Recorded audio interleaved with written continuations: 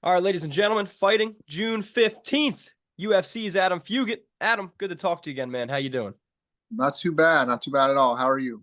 I'm great, man. Appreciate you taking the time, especially during training camp. I know you're a busy man. And before we actually get into this fight and everything else, I am curious because this one's at the Apex. Before it was at the Apex, but last time UFC 289, you had a big crowd. So, Yeah. how did you like that crowd compared to, the Apex? Not even trying to shit on the Apex. I'm just wondering.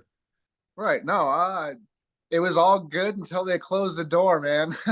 Then everything went uh it got real tunnel vision real quick and you know, I probably let the moment get to me a little bit more than I wanted, but you never know until you're in that situation. So I didn't know how I was gonna feel or what it's gonna feel like and felt great walking in, even when the crowd is not your hometown crowd and they're against you a little bit. It was a really cool experience walking in there, and then the cage door shut, and yeah, man, that was it was a little bit of a turn there. Well, the first round wasn't, it was a very close first round. And then, second round happened and it is what it is. But 0-2 on UFC pay per views. Like, is your next fight, do you need to get that pay per view redemption? 100%, man. Like I'm not used to this. Win a fight or lose a fight, win a fight, lose a fight stuff. I Sure. I want to I want to get back into the win column, and I want to get a streak going. And then I definitely want to redeem myself in the actual pay-per-view cards, because that's just, that's not what I want to be known for, is to be the guy coming in and always fumble that. But It's not even that you're going to be known for that. It's just, you deserve to have that crowd really roaring and enjoying one of your wins. So I hope that happens 100%. soon, man. Hope that happens soon for sure. And we haven't seen you since what then? And that was when? Last June? That Yeah, would have been over a year the next time you it will be. fight since you've been in there. So, like, in short, what have you been up to, man? Honestly, man, just preparing, I guess.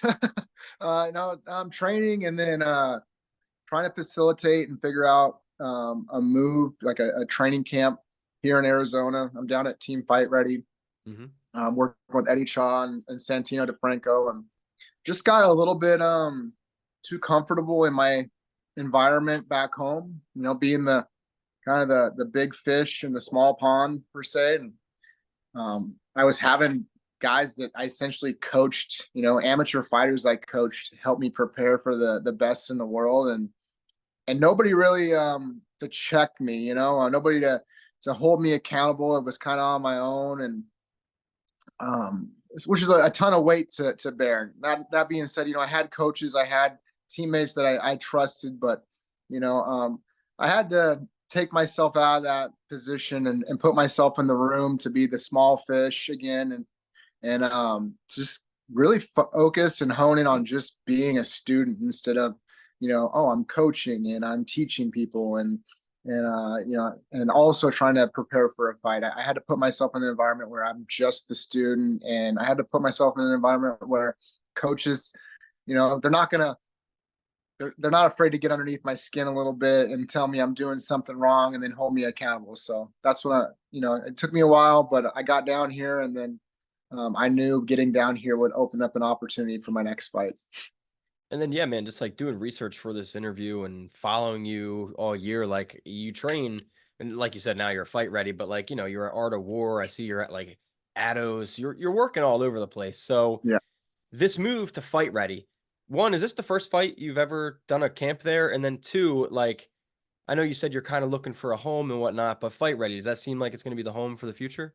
Yeah, I mean, it seems like a really good fit. I like the coaches. I really like my teammates and my training partners right now. There's four guys there that I'm working with every day.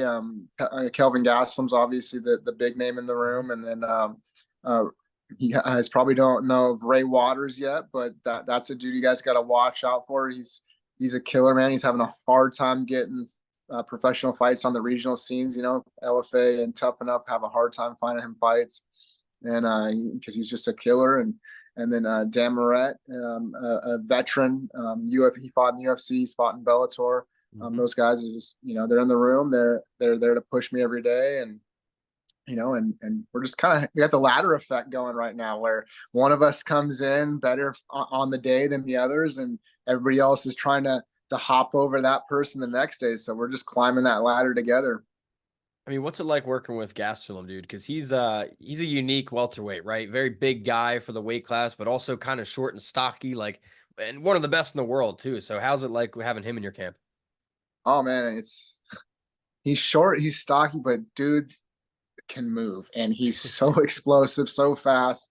I joke around. I'm just like, once the old train gets rolling, man, like it's hard to stop him. And he's got that like flash speed. At 1 second, he's outside of my range. I'm taller, I'm lengthier, so I'm trying to keep him out there at bay.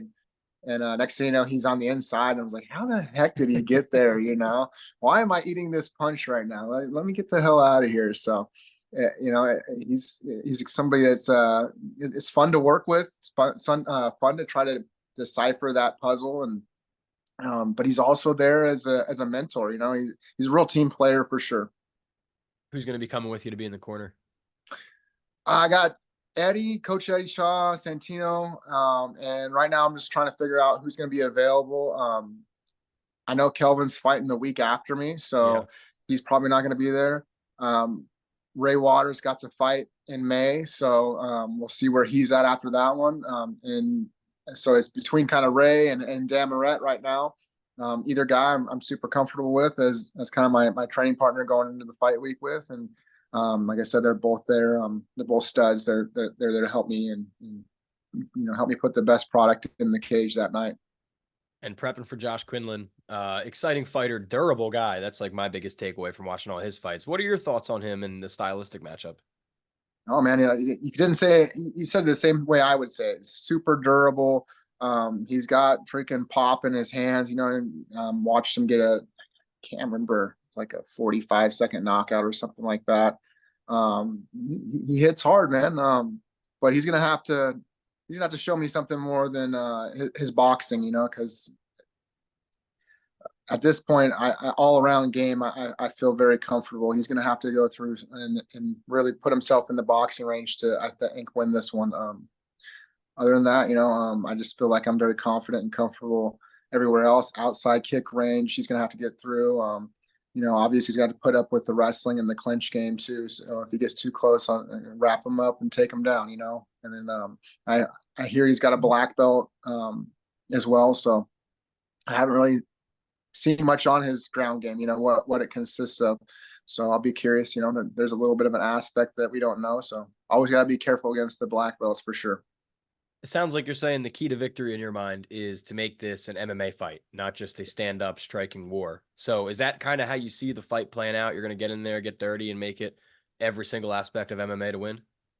That is my go-to way to make wins happen, is to be the MMA fighter. And I just got to stick to that and um, not convince myself that I'm better than him in just one aspect. I have to put multiple things together to get this W.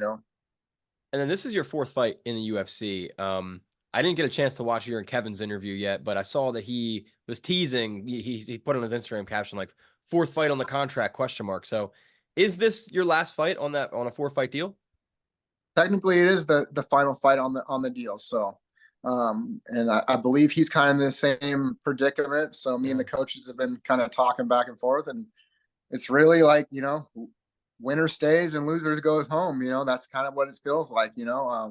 We both are guys that I think that the company expected a little bit more out of. So it's on us to go in there and prove, who the guy deserves to stay. And I wouldn't put him past him if it's a boring fight. Maybe they cut ties with both of us. I don't know how these things work. I'm just here along for the ride, but just trying to be real about my situation and you know, take it for what it is.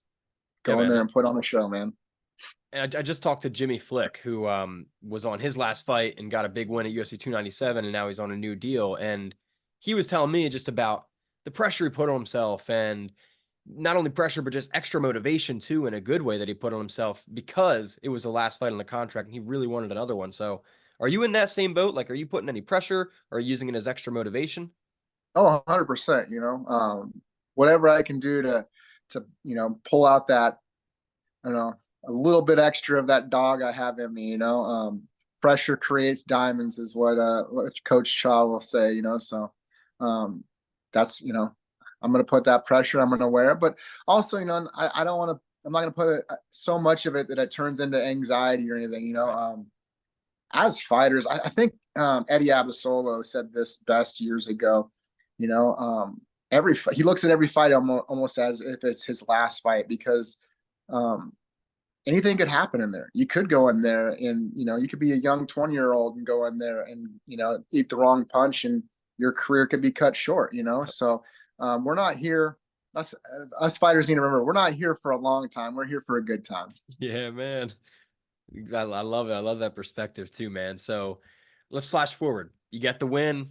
Dana White's like, yep, you're coming back, new 4-fight deal, whatever it be. What's next? Like, how many more ideally would you like to get this year? Honestly, I want to fight again at least. I, I don't want to undersell it and I don't want to oversell it. So, but I think I'll lean towards 3 more times. I want to. I'd like to go in there and get a decisive win and get a turnaround. A pretty quick turnaround. Not getting any younger, and the the let the lesser amount of fights you get in a year is just basically leaving money on the table, and so that's kind of where I'm at. I got to collect those paychecks before I'm too old to do this anymore. So. Are you the kind of guy that's like, all right, I want to fight this person someday, or ooh, this card's coming up, I really want to fight on that card, or is it kind of like whatever, I don't care, just give me a fight? I used to be that way, and now I don't know. I think I've just evolved past it.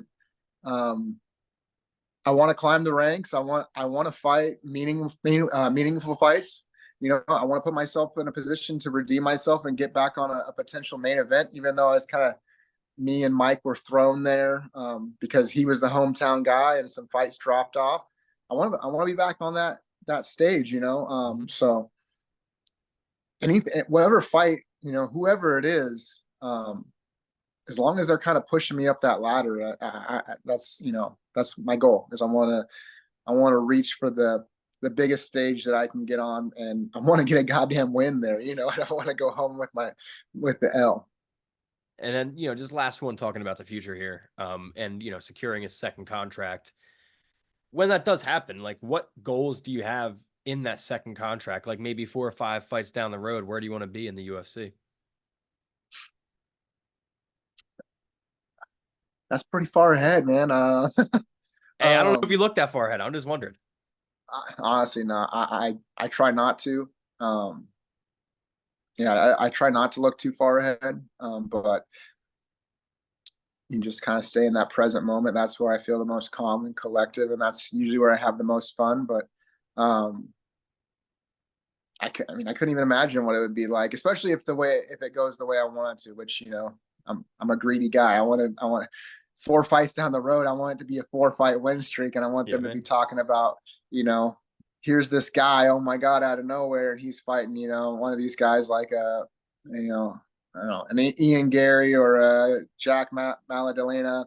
One of these other guys that are making waves in the division. And they're sizing both of us up. So that's a futuristic thing. That's if everything plays out the way it should be. But the world comes at us in a crazy way. So I'll just stay in the present, where I'm calm, cool, and collective. Well, that was a great answer there. We're just dreaming about the future, man. That's right. Josh Quinlan first, but first of many anyways. And Adam, you're talking about, not looking far down the future. And this next question, I hope isn't too far in the future, but I can't believe we haven't gotten it yet. I'm just wondering about the championship of your division, Leon Edwards, Bilal Muhammad. The fight's not announced, but you would assume that's next, right? Like, who wins that fight? Honestly, I haven't watched a ton of Bilal.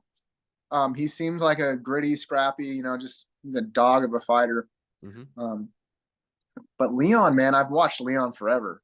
And I remember the first time that I remember when he lost the O to Kamara Usman the very first time, and I couldn't help but think that the dude was just going to come back stronger, and you know, he is now what I totally thought he could be for sure, and I just don't know if no, I don't think that maybe if this thing gets drug out a little longer, maybe I'll give it an option. You know, not that Bilal doesn't have a chance, but I think that he's just on that next level right now. You know, when they talk about when the guy gets the belt, they get like 10% better because of that confidence, because of that little boost from that belt. And I see that with Leon. He's kicking ass, man. Yeah, Leon Edwards is. I would have never thought he's where he's at today, but he is a very dominant champion, and I don't know. Really? Oh man, I always kind of thought, I was like, if this guy figures it out, man, his striking is really good. His range is really good. And yeah, you know, he put the defensive wrestling pieces together, and you know, Oh, it's extremely impressive. His both fights against Usman and then Colby. It's yeah, I mean, it's turning into a dominant reign. So I'm excited to see how far it can go. I just hope Bilal gets the shot, dude. Dude yeah. deserves it, man. It's a No, he pain. does. He does. You know, again, I don't take nothing away from him. He deserves a shot. He's fought the who's who. I'm surprised it hasn't been made, but I won't be too surprised if they choose somebody else. I Oh, really, me neither. really, They shouldn't, but that's how the yeah, UFC likes to go. 100%. But Adam, man, I appreciate your time. Before I get you out of here, I just want to give you the chance. You got a bunch of fans, a bunch of people watching this interview and looking forward to the fight. Anything you'd like to say to everybody? If so, the mic is yours. Thank you so much. I'll just give a shout out to my team back home in Art of War, and then I got three businesses back home that have helped me to make this trip down to Fight Ready, my new team. Shout out Fight Ready. Back to Strength Chiropractic in Eugene, Oregon, Alpha Towing in Eugene, Oregon, and Skynet Security up in Portland. Those guys helped me out, helped me with this fight camp, and you know, without them, this wouldn't be possible. And you know, I just can't thank them enough for believing in my dream and giving me the opportunity to come down here and work my butt off. So I'm excited for my fight June 15th, and excited to go out there and show those guys what I've been putting together down here. Hell yeah, man. We're excited to see it pay off and excited to punch that new contract. But ladies and gentlemen, June 15th, UFC at the Apex Center. Adam Fugitt throwing down. Adam, kick some ass, man. Have a good rest of your training camp and stay healthy, all right? All right, man. Thank you so much.